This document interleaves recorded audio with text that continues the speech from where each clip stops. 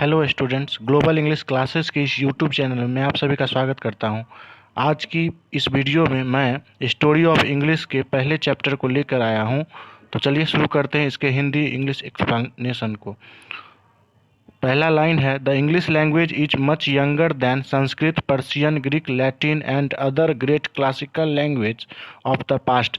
यानी कि अंग्रेजी भाषा संस्कृत, फारसी, ग्रीक, लैटिन और अतीत की यानी पास्ट की जो है वह अन्य महान शास्त्रीय भाषाओं की तुलना में बहुत नई भाषा है अंग्रेजी। ठीक है। When these Europeans and Asian language were ruling the world, the names English and England did not exist. जब ये यूरोपियन और एशियन भाषाएं यानी कि ये जो हैं फारसी, ग्रीक, लैटिन और संस्कृत भाषा, ये सारी जो भाषाएं हैं वो दुनिया पे जिस समय में राज कर रहे थे तो उस समय में अंग्रेजी और इंग्लैंड नाम जो है वह मौजूद भी नहीं था, अस्तित्व में भी नहीं था। ठीक है। The English we speak today came from the speech of Germanic tribes. आज हम जो अंग्रेजी बोलते हैं वह जर्मेनिक जनजातियों की भाषा से आई है। एंगल सैक्सन्स एंड जूट्स, वह कहाँ से आई है? तो एंगल सैक्सन्स और जूट के से मिल करके आई है। Together calls the Anglo Saxons, जिसे एक साथ हम लोग एंग्लो सैक्सन्स कहते हैं।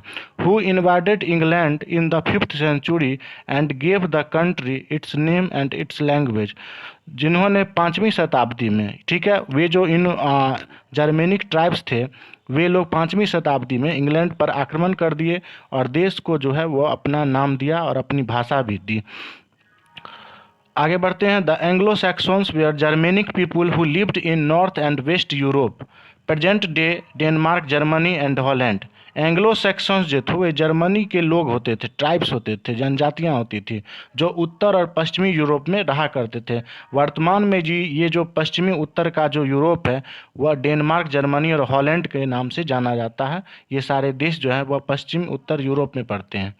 The language they used were Germanic और ट्यूटोनिक। वे जिस भाषाओं का इस्तेमाल करते थे वे जर्मेनिक थी या फिर ट्यूटोनिक भाषा का प्रयोग वे लोग किया करते थे।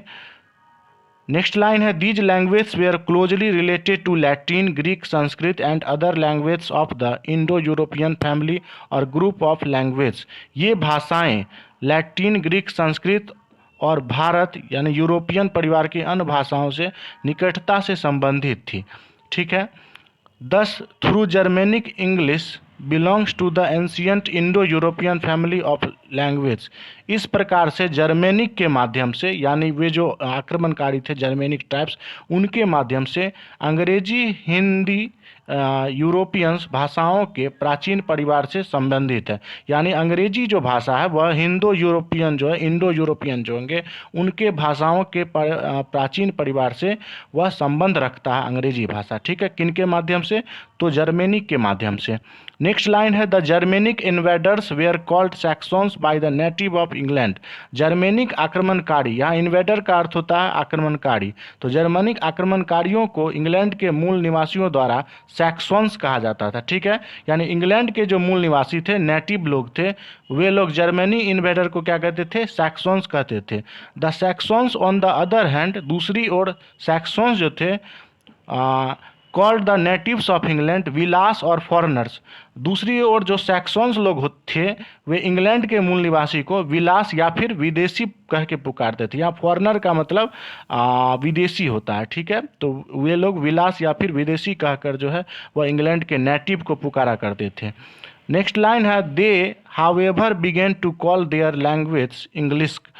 हालांकि उन्होंने अपनी भाषाओं को इंग्लिश कहना शुरू कर दिया था। This word was derived from the name angles, old English angle. यह शब्द जो है वह एंगल्स नाम से उत्पन्न हुआ। पुरानी में अंग्रेजी में उसको एंगल कहा करते थे लोग। The country was given the name एंग्लेशियन और एंगल किन, that is the race of the Angles. देश को एंग्लेशियन या एंगल किन यानी कोनों की दौड़ जो है वह किन का अर्थ हुआ कोनों की दौड़ नाम दिया गया था। यानी इंग्लैंड का जो नाम है वह पहले एंग्लेशियन दिया गया था। इसका मतलब होता है एंगल या कीन यानी कि कोनों की दौड़ का नाम दिया गया था।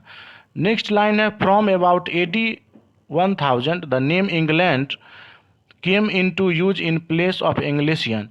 लगभग 1000 ईस्वी के आसपास इंग्लैंड का नाम जो है वह एंग्लेसियन के स्थान पर, एंगल्स के स्थान पर जो है वह इंग्लैंड वर्ड जो है वह उपयोग में किया जाने लगा। Thus, both the name of the country England and the language English are not native to English। इस प्रकार से देश का नाम जो है वह इंग्लैंड और भाषा जो है उनकी जो इंग्लिश है, अंग्रेजी, दोनों ही अंग्रेज के जो है वह नेटिव नहीं है, यानी जन्मजात नहीं है। तो यह वीडियो आपको कैसा लगा कमेंट में ज़रूर बताएं और वीडियो को लाइक करें, शेयर करें। Thanks for watching this video.